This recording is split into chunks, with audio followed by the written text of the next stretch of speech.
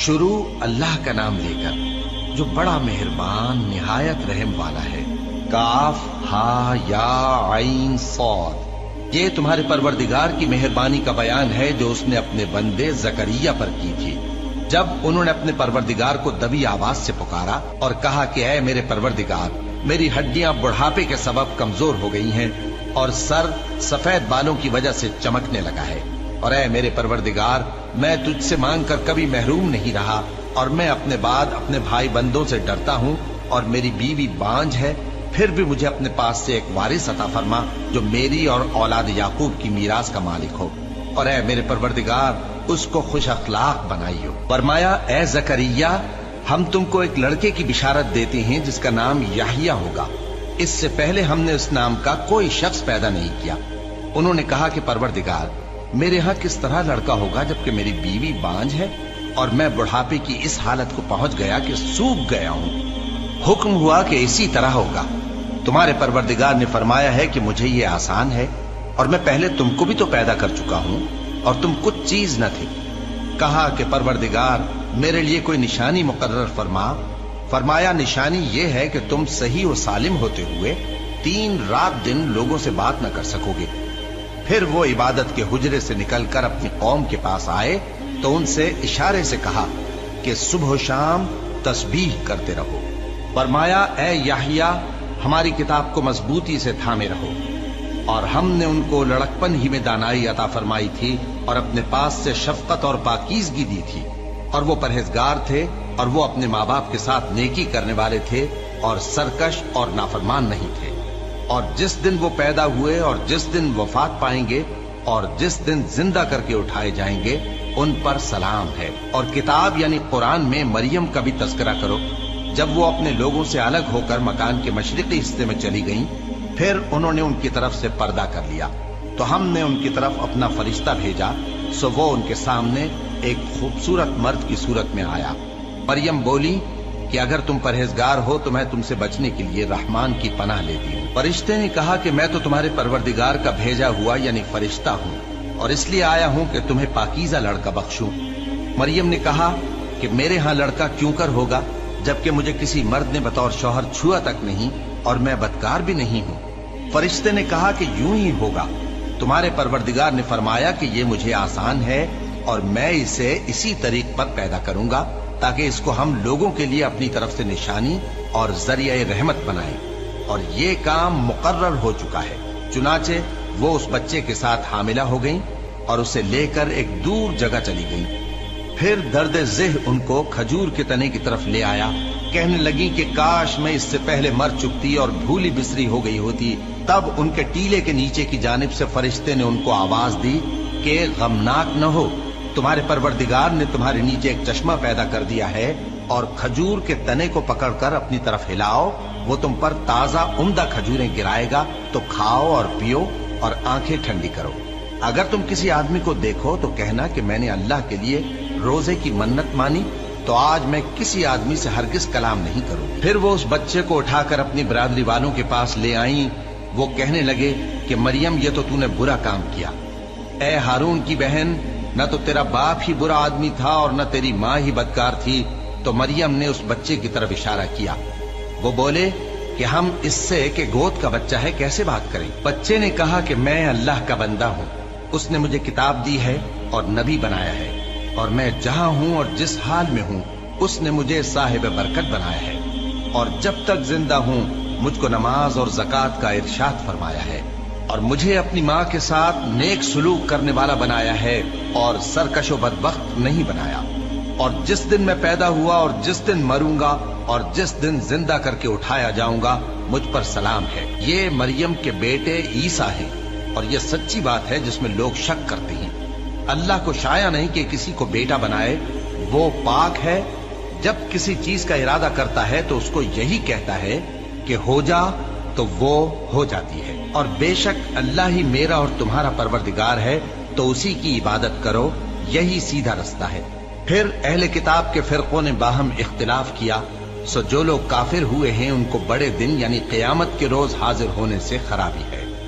वो जिस दिन हमारे सामने आएंगे कैसे सुनने वाले और कैसे देखने वाले होंगे, मगर जालिम आज खुली गुमराही में है, और उनको हसरत और अफसोस के दिन से डरा दो जब बात फैसल कर दी जाएगी और वो गफलत में पड़े हुए हैं और ईमान नहीं लाते। हम ही जमीन के और जो लोग उस पर बसते हैं उनके वारिस होंगे और हमारी ही तरफ उनको लौटना होगा। और किताब में इब्राहिम का जिक्र करो, बेशक वो निहायत सच्चे थे, पैगंबर थे। जब उन्होंने अपने बाप से कहा कि अब्बा, आप ऐसी चीजों को क्यों पूछते हैं जो न सुने और न देखें और न आपके कुछ काम आ सके। अब्बा, मुझे ऐसा इल्म मिला है जो आपको नहीं मिला, तो मेरे साथ हो जाइए, मैं आपको सीधी राह पर ले चलूंगा। अब्बा, शैतान की पूजा न कीजिए, बेशक शैतान अल्लाह का नाफरमान है। अब्बा, मुझे डर लगता है कि आपको अल्लाह का अजाब आ पकड़े तो आप शैतान के साथ ही हो जाएं। उसने कहा कि इब्राहिम, क्या तू मेरे माबूदों के खिलाफ है?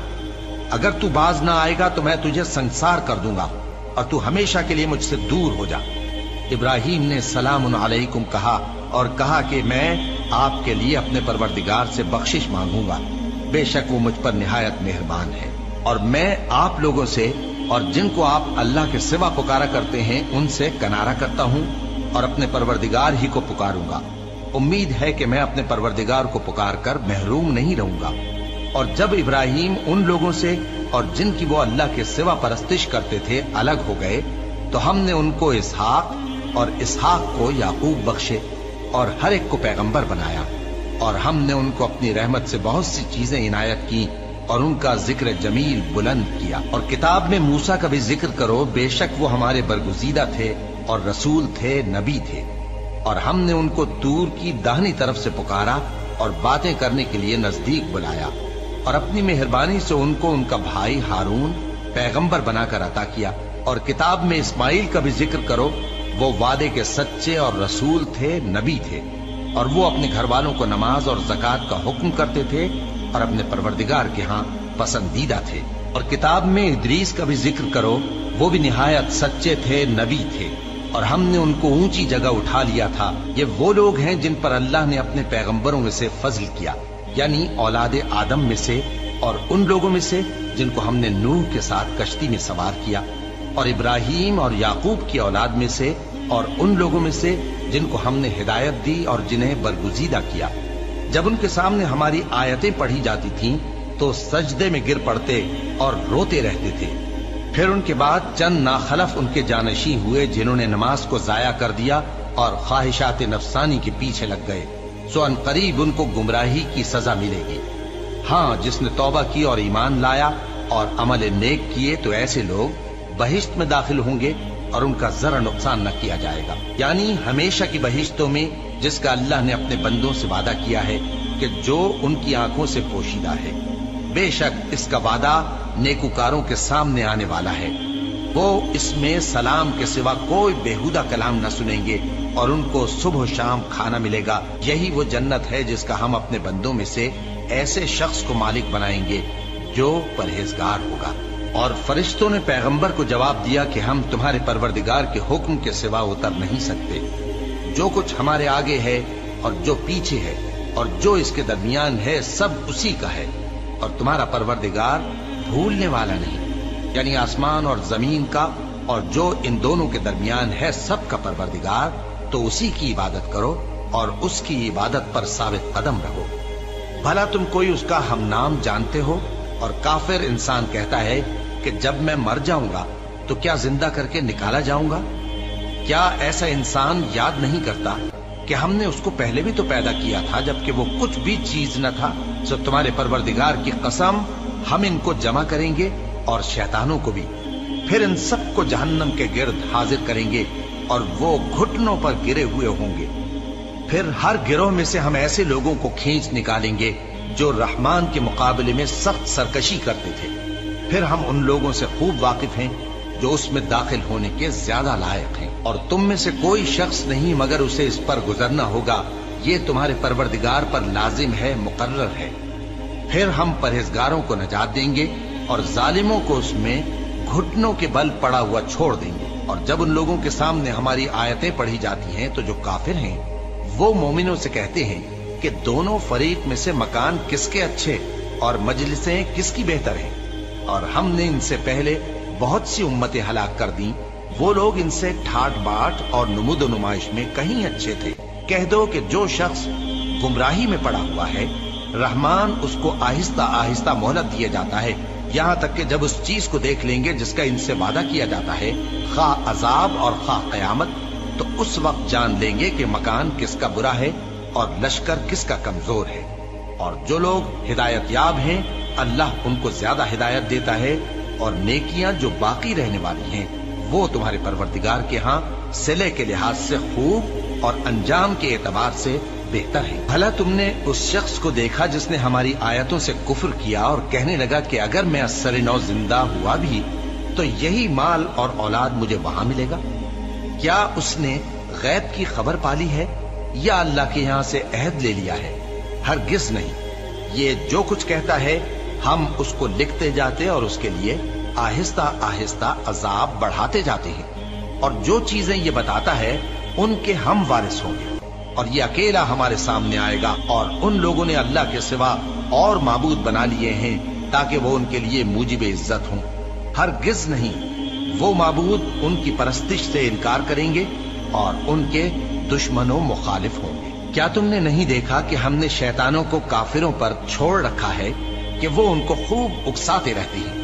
तो तुम उन पर अजाब के लिए जल्दी न करो कि हम तो उनके लिए दिन शुमार कर रहे हैं। जिस रोज हम परहेजगारों को रहमान के सामने बतौर मेहमान जमा करेंगे और गुनहगारों को दोजख की तरफ प्यासे हाँक ले जाएंगे, तो लोग किसी की सिफारिश का इख्तियार न रखेंगे मगर जिसने रहमान से इकरार ले लिया हो।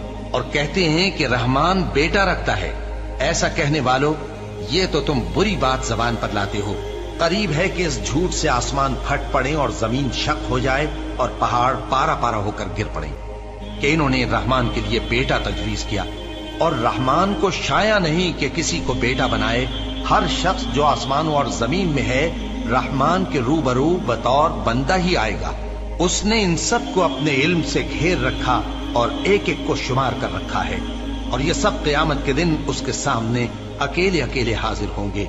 और जो लोग ईमान लाए और अमल नेक किए, रहमान उनकी मोहब्बत मखलूकात के दिल में पैदा कर देगा। ए पैगंबर सल्लल्लाहु अलैहि वआलिहि वसल्लम, हमने ये कुरान तुम्हारी जबान में आसान बनाकर नाजिल किया है ताकि तुम इससे परहेजगारों को खुशखबरी पहुंचा दो और झगड़ालुओं को डर सुना दो। और हमने इनसे पहले बहुत से गिरोहों को हलाक कर दिया है। भला तुम इनमें से किसी को देखते हो या कहीं इनकी भिनक सुनते हो?